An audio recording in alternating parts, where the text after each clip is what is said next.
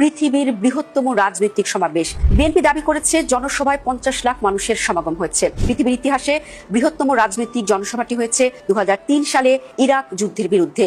ইতালির রোমের সেই সমাবেশে দল মত নির্বিশেষে প্রায় 30 লাখ মানুষ যোগ দেন। তারেক রহমানের জনসভায় ঠিক কত লোক হয়েছে তা এখনো সুনির্দিষ্টভাবে বলা না গেলেও Bangladesh telecom regulatory commission BTRC জানিয়েছে তারেক রহমানের প্রত্যাবর্তন ঘিরে 1,10 লাখেরও বেশি সিম ঢাকায় প্রবেশ করেছে। আর পূর্বাচলে 300 ফিটের সমাবেশ স্থলের কাছের টাওয়ারগুলিতে 30 লাখেরও বেশি সিম অ্যাক্টিভ আছে। অর্থাৎ যে কোনো হিসেবে এটি ছিল পৃথিবীর বৃহত্তম সমাবেশ। রেকর্ড হয়েছে তারেকের ফ্লাইটের নজরদারিতেও। শুধু একটি ওয়েবসাইটে প্রায় 50,000 মানুষ তারেকের বিমানটিকে ফলো করেছেন। অন্যান্য ফ্লাইট স্ক্যানিং সাইটেও ছিল হাজার মানুষের ভিড়। সবাই জানতে চেয়েছেন তারেক রহমানের বিমান এখন কোথায় আছে।